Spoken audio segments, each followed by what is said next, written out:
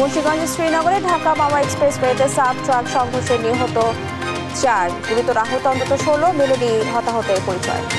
বাংলাদেশ থেকে স্থলবন্দর দিয়ে 9 ধরনের পণ্য আমদানিতে ভারতের নিষেধাজ্ঞা, বাংলাদেশি রপ্তানিকারকদের ক্ষতির সংখ্যা। সংস্কার, বিচার ও পিআর পদ্ধতিতে জাতীয় নির্বাচনের দাবিতে ইসলামী আন্দোলনের মহাসমাবেশে আজ কয়েক লাখ জনতা জমায়েতের আশা। অনলাইন বুকিংয়ে হবে বন্ধুর সঙ্গে স্বজনদের সাক্ষাৎ, ব্যবহার হবে অ্যাপ, পরীক্ষামূলক কার্যক্রম শুরু হবে কাশিমপুর কারাগারে। উত্তরের বিভিন্ন সীমান্ত পথ দিয়ে আসছে হেরোইন সহ বিভিন্ন মাদক, গ্রেফতার এড়াতে বারবার রুট বদলাচ্ছে চোরা কারবারিরা।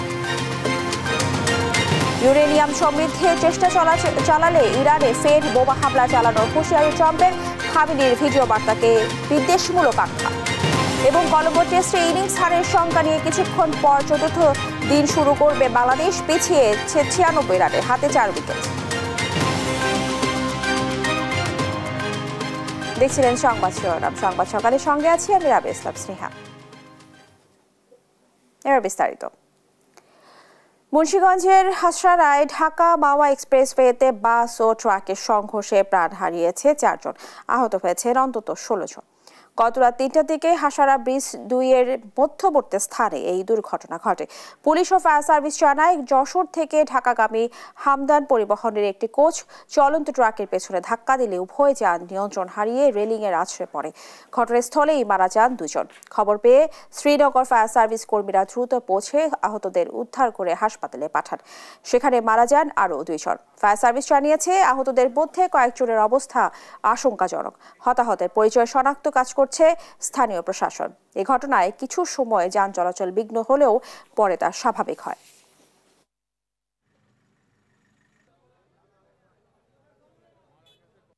ঢাকা মাওয়া এক্সপ্রেসওয়ের সিংপাড়া নোয়াপাড়া আন্ডারপাসের সামনে এক্সপ্রেসওয়েতে চলমান একটি বাসের পিছনে চলমান একটি বাস ধাক্কা মারে, ফলে ঘটনাস্থলেই 2 জন মারা যায়, হাসপাতালে 2 জন মারা যায়, বেশ কয়েকজন আহত হয়।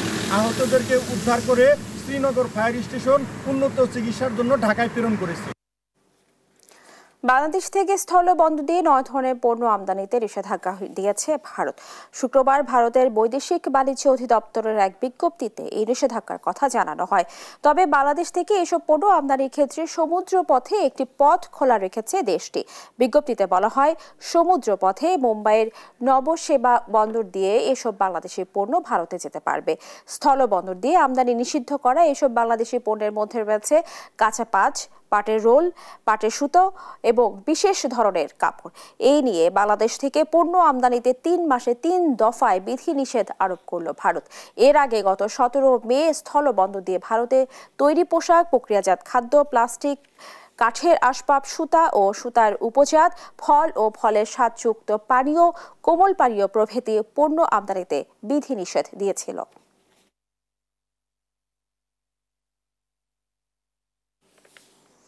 চীনে বিএনপির 5 দিনের রাজনৈতিক সফর সফল হয়েছে বলে জানিয়েছেন বিএনপি মহাসচিব মির্জা ফখরুল ইসলাম আলমগীর। শুক্রবার রাতে দেশে ফিরে শাহজালাল আন্তর্জাতিক বিমানবন্দরে সাংবাদিকদের একথা বলেন তিনি আরো জানান, বিএনপির ভারপ্রাপ্ত চেয়ারম্যান তারেক রহমানকে চীন সফরের জন্য আমন্ত্রণ জানিয়েছে চীনের কমিউনিস্ট পার্টি। বিএনপি প্রতিনিধি দলের সফরের মধ্যে দিয়ে 2 দেশের কৌশলগত সম্পর্ক নতুন মাত্রায় উন্নীত হবে বলেও জানান মির্জা ফখরুল ইসলাম আলমগীর। 5 দিনের একটা সফরে আমাদের এই সফরটা মূলত ছিল রাজনৈতিক। আমরা চীনের যে কমিউনিস্ট পার্টি আছে সিপিসি, তাদের আমন্ত্রণে আমরা গিয়েছিলাম। আমাদের এই সফরটি অত্যন্ত সফল হয়েছে। পার্টি টু পার্টির একটা 2 বছরের রাজনৈতিক ডায়ালগের জন্য, পলিটিক্যাল ডায়ালগের জন্য একটা এমইউ করার আলোচনা হয়েছে। সংস্কার, বিচার ও পিআর পদ্ধতিতে আগামী জাতীয় নির্বাচন আয়োজনের দাবিতে ইসলামী আন্দোলন বাংলাদেশের মহাসমাবেশ আজ। সকাল 10টায় রাজধানীর সোহরাওয়ার্দী উদ্যানে শুরু হয়েছে এই সমাবেশ। দুপুর 2টায় শুরু হবে মহাসমাবেশের মূল পর্ব। এরই মধ্যে সোহরাওয়ার্দী উদ্যানে ঢল নেমেছে জনতার। সমাবেশে সভাপতিত্ব করবেন দলটির আমির ও চরমোনাই পীর মুফতি সৈয়দ মোহাম্মদ রেজাউল করিম। সারা দেশ থেকে কয়েক হাজার বাসে নেতাকর্মী ও সম্মেলনে যোগ দেবেন বলে জানান আয়োজকরা। সেই সঙ্গে লঞ্চ ও ট্রেনেও কয়েক লাখ জনতার জমায়েত হবে, যেখানে বিভিন্ন দলের শীর্ষ নেতাদের অংশ নেওয়ার কথা রয়েছে। মহাসমাবেশে আগামী রাজনীতির নতুন বার্তা আসবে বলেও জানান দলটির নেতারা।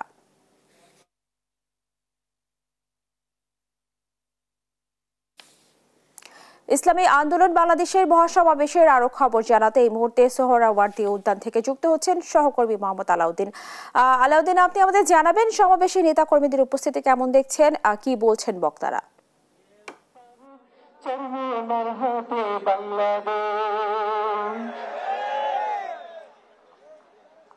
স্নেহা, এই মুহূর্তে আমি আছি রাজধানীর সোহরাওয়ার্দী উদ্যানে এবং সকাল থেকে কিন্তু আমি এখানে অবস্থান করছি। এখানে এসে আমি যেমনটি দেখতে পাই যে পূর্ব ঘোষণা অনুযায়ী কিন্তু ইসলামী আন্দোলন বাংলাদেশের নেতাকর্মীরা এবং তাদের সমর্থকরা পুরো বাংলাদেশ থেকেই কিন্তু তারা এখানে একে একে আসতে শুরু করেছেন এবং এখানে এসে কিন্তু তারা জমায়েত হচ্ছেন। তো আমি যদি একটু দেখাই আপনাকে, আমার ঠিক পেছন থেকে শুরু করে আপনারা দেখতে পাবেন যে পুরো সোহরাওয়ার্দী উদ্যানেই কিন্তু কানায় কানায় পূর্ণ হয়ে গেছে তাদের সমর্থকদের দ্বারা, এবং তারা কিন্তু দেশের বিভিন্ন অঞ্চল থেকে বিভিন্ন জায়গা থেকে কিন্তু তারা এখানে এসেছেন এবং তাদের আজকের এই সমাবেশের মূল উদ্দেশ্য হচ্ছে তিনটি দাবি। প্রাথমিকভাবে তারা তিনটি দাবিকে সামনে রেখে কিন্তু তারা আজকের এই আয়োজন করেছেন এবং তাদের যে প্রথম যে দাবিটি সেটি হচ্ছে রাষ্ট্র সংস্কার করতে হবে, এবং দ্বিতীয় সেটি হচ্ছে বিগত সরকারের আমলে এখন পর্যন্ত যে পরিমাণ অন্যায় অবিচার হয়েছে সেই অন্যায় অবিচারের তাদের বিচার করা লাগবে, এবং সেই সঙ্গে পিআর পদ্ধতি অর্থাৎ সংখ্যানুপাতিক পদ্ধতিতে নির্বাচন চায় তারা এমনটাই দাবি করছেন। সংখ্যানুপাতিক পদ্ধতি ব্যাপারে আমি যদি আপনাকে একটু বলি, এই সংখ্যানুপাতিক পদ্ধতিতে নির্বাচন হলে যেটা হয় যে পুরো বাংলাদেশে সংখ্যাগরিষ্ঠতার ভিত্তিতেই কিন্তু সংসদে আসন পাবে দলগুলো, রাজনৈতিক দলগুলো, কোনো একক ব্যক্তি নয়। অর্থাৎ পুরো দেশে একটি দল যে পরিমাণ ভোট পাবে সেই ভোটের উপর ভিত্তি করে, অর্থাৎ গরিষ্ঠতার উপর ভিত্তি করেই কিন্তু তারা মূলত সংসদে পাবে। তো এই জন্যই কিন্তু তাদের মূলত আজকের এই দাবি। সেই সঙ্গে তারা আমি আজকে এখানকার যারা সমর্থক রয়েছেন তাদের সাথে কথা বলে যেমনটি জানতে পারি যে এখন পর্যন্ত কিন্তু দেশের বিভিন্ন প্রান্ত থেকে বাস, ট্রাক, ট্রেন এবং লঞ্চে কিন্তু তারা আসছেন এবং প্রতিটি থানা থেকে কিন্তু 100 থেকে 150টির মতো তারা পিকআপে কিন্তু করে তারা আসছেন, এবং সেই সঙ্গে তারা আরো যেমনটি জানাচ্ছিলেন যে তাদের মূল প্রোগ্রাম কিন্তু শুরু হবে 2টা নাগাদ, এবং তাদের আজকের যে অনুষ্ঠানের এই সমাবেশের সভাপতিত্ব করবেন বাংলাদেশ ইসলামী আন্দোলনের আমির এবং চরমোনাই সৈয়দ মুফতি রেজাউল করিম, এবং সেই সঙ্গে এই দলের যত নেতাকর্মী আছেন এবং যত মুরব্বীরা আছেন তারাও কিন্তু এখানে আসবেন বলে আমরা জানতে পেরেছি। আমি যদি একটু কথা বলি, এখানে একজন সমর্থক আছেন, আমি তার সাথে একটু কথা বলে জানতে চাইবো যে আপনি আমাকে একটু বলবেন যে আজকের আপনাদের এখানে সমাবেত হওয়ার উদ্দেশ্য কি এবং এর মাধ্যমে কি বার্তা দিতে চাচ্ছেন? আমরা এখানে সমাবেশের বার্তা দিতে চাই প্রয়োজনীয় রাষ্ট্র সংস্কার এবং গণহত্যার বিচার ও সংখ্যানুপাতিক পিআর পদ্ধতিতে আমরা নির্বাচন চাই। এজন্য আমরা সবাই এখানে উপস্থিত হয়েছি। আপনারা পুরো বাংলাদেশ থেকে কত হাজার বা কত লক্ষ নেতাকর্মীরা আসবেন বলে আপনি জানেন? আমরা সারা বাংলাদেশ থেকে আনুমানিক 10 লক্ষের মতো, এর চেয়ে বেশি লোক আশা করছি। আপনি কই থেকে আসছেন? লালমনিরহাট জেলা, আদিতমারি উপজেলা, কমলাবাড়ি ইউনিয়ন। সরকারের প্রতি আপনাদের কি বার্তা থাকবে এই সমাবেশের মাধ্যমে? এই সমাবেশের মাধ্যমে সরকারের প্রতি আমাদের বার্তা থাকবে গণহত্যার বিচার এবং সুষ্ঠু নিরপেক্ষ পিআর পদ্ধতিতে নির্বাচন যেন দেয়, তাহলে আমাদের দেশ ভালো চলবে আশা করি। ধন্যবাদ আপনাকে। তো যেমনটি বলছিলেন এখানকার সমর্থকরাও যে তারা কিন্তু সংস্কার, বিচার এবং পিআর পদ্ধতিতে নির্বাচনের জন্য কিন্তু তাদের মূলত আজকের এই মহাসমাবেশের আয়োজন। তো এই ছিল আমার কাছে রাজধানীর সোহরাওয়ার্দী উদ্যান থেকে ইসলামী আন্দোলন বাংলাদেশের সর্বশেষ। স্নেহা। আলাউদ্দিন, আপনাকে ধন্যবাদ। দর্শক, ইসলামী আন্দোলন বাংলাদেশের সমাবেশের খবর জানাচ্ছিলেন আমাদের সহকর্মী। এবার অনলাইন বুকিং এর মধ্য দিয়ে চালু হচ্ছে বন্দীদের সঙ্গে স্বজনদের সাক্ষাতের ব্যবস্থা। অ্যাপের মাধ্যমে দিতে হবে বুকিং, অনলাইন চার্জও। যে কোনো ধরনের ঘুষ লেনদেন, অনৈতিকতা ও স্বজনদের ভোগান্তি এড়াতে উদ্যোগ বলে জানিয়েছেন কারা মহাপরিদর্শক ব্রিগেডিয়ার জেনারেল সৈয়দ মোহাম্মদ মোতাহের হোসেন। কাশিমপুর 1 কারাগারে দ্রুতই পরীক্ষামূলক কার্যক্রম শুরুর কথাও জানান তিনি। সাবিনা মজুমদারের রিপোর্টে বিস্তারিত। এই অপেক্ষা স্বজনদের সাথে এক নজর সাক্ষাতের। কিন্তু এই সাক্ষাতের পেছনের গল্পটাও বেশ ভোগান্তির। ঘন্টার পর ঘন্টা অপেক্ষার পরও বন্দীদের দেখা পান না স্বজনরা। তার উপর আবার কবে দেখা হবে তা নিয়েও আছে অনিশ্চয়তা। এই চিত্র যেন কারাগারে বন্দীদের সাথে দেখা করতে আসা প্রতিটি স্বজনের। একবার ভাবুন তো, এমন ভোগান্তি নিমিষেই শেষ। বাসায় বসেই অনলাইনে দেখা যাবে কবে দেখা করতে পারবে কারাগারে বন্দীদের সাথে স্বজনরা। না, এটি কোনো স্বপ্ন নয়, কিংবা নয় রূপকথার গল্প। এমনটাই হতে যাচ্ছে বাস্তব। সম্প্রতি এমন সেবা চালুর উদ্যোগ নিয়েছে কারা অধিদপ্তর। দেশ টিভিকে দেয়া একান্ত সাক্ষাৎকারে বিষয়টি তুলে ধরেন কারা মহাপরিদর্শক ব্রিগেডিয়ার জেনারেল সৈয়দ মোহাম্মদ মোতাহের হোসেন। শুধু কি তাই, ডিসপ্লে বোর্ডের মাধ্যমে বন্দীরাও জানতে পারবেন কখন তার স্বজন আসবে দেখা করতে। একটা অ্যাপের মাধ্যমে অথবা ওয়েবসাইটের মাধ্যমে তাদের স্লটটা বুক করতে পারবে। সুনির্দিষ্ট টাইম এবং বুথ তারা স্লটটা বুক করতে পারবে এবং এটা তারা একটা সুনির্দিষ্ট ইউজার আইডির মাধ্যমে, বন্দীদের ইউজার আইডি ব্যবহার করে, এবং যারা অথরাইজ তারাই করতে পারবে। বন্দীরাও কিন্তু প্রি ইনফরমেশন পাবেন। ওনার সাক্ষাৎকারটা সেট হলে আগের দিন আমরা জানিয়ে দিব, আমাদের অ্যাপই জানিয়ে দিবে, এবং এখানে একটা ডিসপ্লে বোর্ডের মাধ্যমে বন্দীরা জানবে যে আগামীকাল কোথায় এবং কখন তার সাক্ষাৎকার আসবে। একইভাবে বন্দীর আত্মীয় স্বজন আগের দিন একটা SMS-এর মাধ্যমে নোটিফিকেশন পাবে। তার মধ্যে উনিও জানবেন যে ওনার সাক্ষাৎকার কনফার্ম, এবং উনি ওই নোটিফিকেশন ধরে বারকোড পাঠানো হবে। ওটা এসে দেখালে উনি উইদাউট কোনো হ্যাসেল এটা করতে পারবেন। বর্তমানে হাফ অ্যান আওয়ার করে সাক্ষাৎ দিচ্ছি, একজন বন্দী তার পরিবারের সাথে সাক্ষাৎ করতে পারে। ওইটাই চালু থাকবে, ওইখানে কোনো সময়ের কোনো হেরফের হবে না। আর অ্যাপের মাধ্যমে বন্দীদের সাথে দেখা করতে স্বজনদের খরচ হবে মাত্র 30 টাকা। বন্ধ হবে অনৈতিক লেনদেন আর ভোগান্তি, আশা কারা মহাপরিদর্শকের। আমরা একটা বেসরকারি উদ্যোক্তা সংস্থার সাথে এটা কোলাবোরেশন করব, এবং এটার জন্য একটা সার্ভিস ফি থাকবে, এবং এটা হচ্ছে ওনাদের শুধুমাত্র ম্যানেজ করার জন্য, পুরো জিনিসটা ম্যানেজ করার জন্য, SMS থেকে শুরু করে সকল কিছু ম্যানেজ করার জন্য। এটা আপাতত আমরা সেট করেছি 30 টাকা পার ভিজিট, বাট এটাকে আমরা অদূর ভবিষ্যতে আরো কমিয়ে নিতে পারব। ডিজিটাল এই অত্যাধুনিক সেবা চালু হচ্ছে শিগগিরই, পরীক্ষামূলকভাবে। আপাতত শুরু হবে কাশিমপুর 1 কারাগার থেকে, এমনটাই জানান কারা মহাপরিদর্শক। সাব্বিনা মজুমদার, দেশ টিভি, ঢাকা।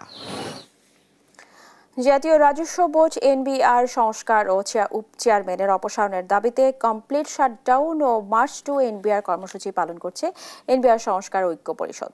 শুক্রবার অর্থ মন্ত্রণালয় থেকে ঐক্য পরিষদের কমপ্লিট শাটডাউন ও মার্চ টু NBR কর্মসূচি প্রত্যাহারের ঘোষণা দিলে পাল্টা আরেক সংবাদ বিজ্ঞপ্তিতে এই কর্মসূচি চলবে বলে জানান NBR সংস্কার ঐক্য পরিষদ। এতে বলা হয়, অর্থ মন্ত্রণালয়ের বৃহস্পতিবারে বৈঠকে ঐক্য পরিষদকে আমন্ত্রণ জানানো হয়নি, ফলে সেখানে তাদের কোনো প্রতিনিধি উপস্থিত ছিলেন না। তাই তাদের ঘোষণা অনুযায়ী ট্যাক্স, কাস্টমস ও ভ্যাট বিভাগের সব দপ্তরে লাগাতার কমপ্লিট শাটডাউন যথারীতি চলবে। তবে আন্তর্জাতিক যাত্রী সেবা এই কমপ্লিট শাটডাউনের বহির্ভূত থাকবে। নড়াইলের বাজারে মাছ ও মাংসের দাম যেন প্রতিনিয়তই ঊর্ধ্বমুখী হয়ে উঠেছে। এতে ক্রেতারা পড়ছেন চরম দুর্ভোগে। এই পরিস্থিতি নিয়ে বিস্তারিত জানাতে আমাদের সঙ্গে সরাসরি যুক্ত হবেন সহকর্মী শরীফুল ইসলাম। শরীফুল, আপনি আমাদের জানাবেন মাছ ও মাংসের দামে এই অস্বাভাবিক ঊর্ধ্বগতির কারণ কি, সেই সাথে এতে স্থানীয়দের প্রতিক্রিয়া কি দেখছেন? জি ধন্যবাদ। যেমনটি বলছিলেন, নড়াইলে মাছ বা মাংসের বাজারে আসলে মাংসের বাজার কিন্তু বেশ কিছুদিন যাবত স্থিতিশীল অবস্থায় রয়েছে, কিন্তু মাছের যে বাজার রয়েছে সেটি কিন্তু আসলে প্রতিনিয়ত দাম বৃদ্ধি পাচ্ছে বলে আমাদের যতটুকু আমরা জানতে পেরেছি ক্রেতা বিক্রেতাদের কাছ থেকে। তারা বলছেন যে আসলে মাছের বাজারটা কিন্তু কোনো মতেই নিয়ন্ত্রণ করা যাচ্ছে না। মাছ যে দাম সেটি কিন্তু আসলে কেন নিয়ন্ত্রণ, ব্যবসায়ীরা বলছেন কিন্তু যে তারা যেহেতু তাদের বেশি দামে কিনতে হয় সেই কারণেই কিন্তু তাদের বেশি দামে বিক্রি করতে হচ্ছে বলে আমাদেরকে জানিয়েছে। বিশেষ করে আমাদের মাংসের কথা বলি, তবে পোলট্রি 130 টাকা করে, সোনালি 250 টাকা, লেয়ার মুরগি 320 টাকা এবং প্যারেন্টস 280 টাকা করে বিক্রি হচ্ছে। খাসির মাংস বিক্রি হচ্ছে 1100 টাকা এবং গরুর মাংস কিন্তু 750 টাকা দরে বেশ কিছুদিন যাবতে কিন্তু এভাবেই আছেন। কিন্তু মাছের বাজার ইলিশ মাছ যেটি 300 গ্রামের মতো সাইজ হবে সেটি কিন্তু 1000 টাকা করে, এবং 500 গ্রাম বা এর আশেপাশে সেটি কিন্তু 1400 টাকা করে বিক্রি হচ্ছে বলে আমরা ব্যবসায়ীদের সঙ্গে কথা বলে জানতে পেরেছি। ক্রেতারা বলছেন আসলে মাছের বাজারে গেলেই কিন্তু আসলে যে মাছের যে দাম সেটি কিন্তু কোনো মতেই দাম শুনলেই কিন্তু আসলে কি বলা যায়, আমরা যেহেতু নিম্ন বা সাধারণ মধ্যবিত্ত, আমাদের কাছে কিন্তু আসলে মাছের বাজারে গেলে কিন্তু আমাদের আসলে খুব কষ্ট হয়ে যাচ্ছে কেনাকাটা করতে। সে বিষয়ে আমরা আসলে এখানকার যারা রয়েছে, আমরা একজনের মাছ ব্যবসায়ীর সঙ্গে একটু কথা বলার চেষ্টা করি যে আসলে কেন মাছের দাম সম্পর্কে আমরা যদি একটু জানার চেষ্টা করি। জি, একটু জানাবেন যে আসলে মাছের দামগুলো আসলে কি রকম? ইলিশ মাছ 2200, রুই মাছ 400, কাতল মাছ 400, পাঙাশ 200, জিএল মাছ 400, পাবদা মাছ 400, চিংড়ি মাছ 800। আর কারণটা কি, দাম যে বাড়তি, আমরা কি করবো বাড়তি হলি। জি ধন্যবাদ। আসলে যেমনটি বলছিলেন যে দাম কিন্তু আসলে মাছের বাজারে যেটি রয়েছে সেটি কিন্তু দাম বাড়তি, ব্যবসায়ীরাও বলছেন। তারা আমাদেরকে জানিয়েছে যেহেতু বেশি দামে তাদেরকে মাছ কিনতে হয়, সেই কারণেই কিন্তু তারা বেশি দামে তাদেরকে বিক্রি করতে হচ্ছে বলে আমাদেরকে তারা একটু জানিয়েছেন। আমরা তো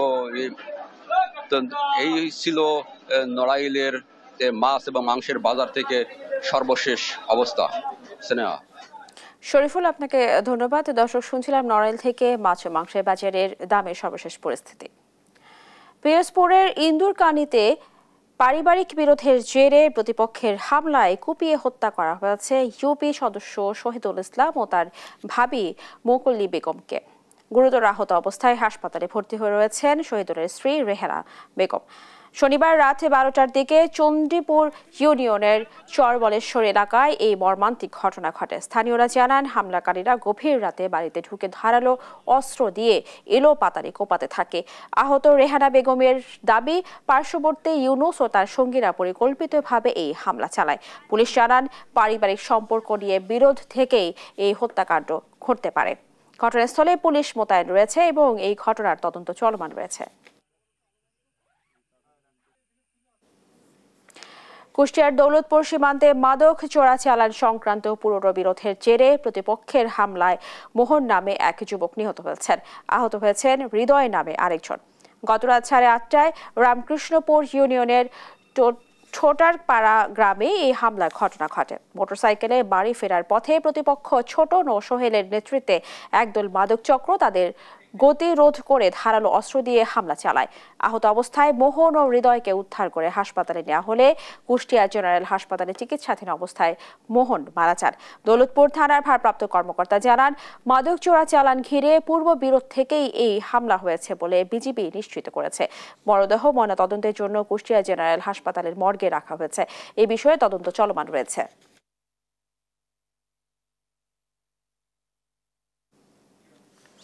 উত্তরের বিভিন্ন সীমান্ত পথ দিয়ে আসছে মাদক। হালে সবচেয়ে বেশি আসছে হেরোইন। বিভাগের কারাগারগুলোতে মোট বন্দির একটা বড় অংশ মাদক মামলায় আসামি। মাদকদ্রব্য নিয়ন্ত্রণ অধিদপ্তর বলছে, এখন যেসব সীমান্ত হেরোইন চোরাচালানে ব্যবহার হচ্ছে, শিগগিরই সেই রুট বদলে যেতে পারে। কাজী সাহেদের প্রতিবেদন।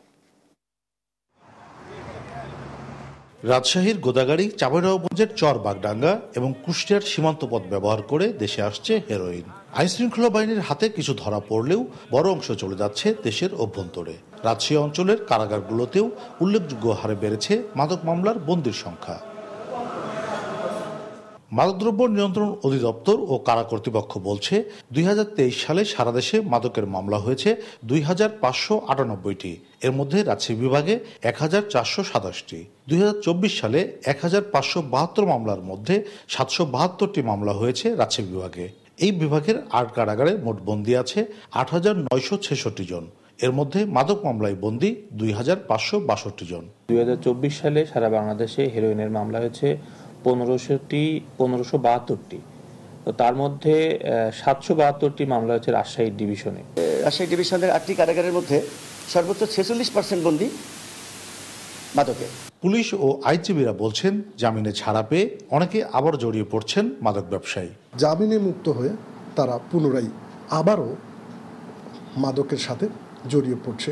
এর কারণ হিসেবে আমরা দেখেছি যে যারা অভ্যাসগত অপরাধী তারাই পুনরায় এই আবারও মাদকের সাথে তারা অঙ্গাঙ্গভাবে জড়িত হয়ে পড়েছে। মানে অল্প সময়ের মধ্যে যদি এই বিচার প্রক্রিয়াটা নিষ্পত্তি করা যায়, তাহলে হয়তো অনেকাংশে এই মাদকের ব্যাপারটা ক্লিয়ার হতে পারে। মাদক এই ব্যবসা থেকে তারা সরে আসতে পারে। রুট বদলে নতুন উপায়ে হেরোইন চোরাচালানের শঙ্কা করছে মাদকদ্রব্য নিয়ন্ত্রণ অধিদপ্তর। সংস্থাটির দেয়া গোয়েন্দা তথ্যে বলা হয়েছে, হেরোইনের কাঁচামাল এখন উৎপাদন হচ্ছে মায়ানমারে, যা ভারত হয়ে আবার বাংলাদেশে আসছে। আশঙ্কা করছি যে মায়ানমার থেকে উল্টা আমাদের দিকে হেরোইনের যে কাঁচামাল সেটি বাংলাদেশ দিয়ে ইন্ডিয়াতে যাচ্ছে, এবং ইন্ডিয়ার সীমান্তবর্তী এলাকায় কিছু ক্ল্যান্ডেস্টাইন ল্যাব আছে, ওই ল্যাবগুলোতে এগুলো ম্যানুফ্যাকচারিং করে সীমান্ত পার হয়ে আবার আমাদের দেশে আসছে। হেরোইন চোরাচালানের সঙ্গে জড়িত 92 গডফাদারের তালিকা করেছে পুলিশ, যাদের সন্ধানে চলছে অভিযান। কাজী শাহেদ, দেশ টিভি, রাজশাহী। দুর্নীতি ও অনিয়মে 17 বছরও শেষ হয়নি কাউখালী স্বাস্থ্য কমপ্লেক্সের নির্মাণ কাজ না করে প্রকল্পের কোটি কোটি টাকা হাতিয়ে নেওয়ার অভিযোগ আওয়ামী লীগের প্রেসিডিয়াম সদস্য জাহাঙ্গীর কবির নানকের ভাই নাসির উদ্দিন লিটুর সহ কয়েকজনের বিরুদ্ধে। 30 জুনের মধ্যে হাসপাতালের নির্মাণ কাজ পুনরায় শুরুর ঘোষণা না এলে কঠোর কর্মসূচি দেবেন স্থানীয়রা। জালিস মাহমুদের রিপোর্ট, জানাচ্ছেন নুসরাত শোভা। 2008 সালে পিরোজপুর জেলার কাউখালী উপজেলা স্বাস্থ্য কমপ্লেক্সকে 31 শয্যা থেকে 50 শয্যায় উন্নীত করার প্রকল্প নেয় সরকার। দুর্নীতি ও অনিয়মে 17 বছরেও বাস্তবায়ন হয়নি সে প্রকল্প। প্রথমে প্রকল্পের আওতায় মূল ভবন ও 2টি আবাসিক ভবনের জন্য দরপত্র আহ্বান করা হয়। ব্যয় ধরা হয় 5,50,00,000 টাকা। স্থানীয়দের অভিযোগ, আওয়ামী লীগের প্রেসিডিয়াম সদস্য জাহাঙ্গীর কবির নানকের ভাই নাসির উদ্দিন লিটু ক্ষমতার অপব্যবহার করে কাজটি হাতিয়ে নেয়। ওই বছর লিটুর ঠিকাদারি প্রতিষ্ঠান নুরিয়া হাসপাতালের 20% কাজ সম্পন্ন করে, বাকি কাজ শেষ না করেই তুলে নেয় পুরো বিল। শিডিউল অনুযায়ী হাসপাতালের কাজ শেষ করার কথা ছিল 2014 সালের 25 জুন, তবে তা করতে না পারায় ঠিকাদারের দরপত্রের কার্যাদেশ বাতিল করা হয়। এরপর 2022 সালের 24 জুলাই আবারও কোহিনুর এন্টারপ্রাইজ নামে আরেকটি ঠিকাদারি প্রতিষ্ঠান ভবন নির্মাণের দায়িত্ব পায়। কথা ছিল 25,11,00,000 টাকায় 1 বছরের মধ্যে কাজ শেষ করবে এই প্রতিষ্ঠানটি, তবে তারাও টাকা নিয়ে কাজ শেষ না করেই পালিয়ে যায়।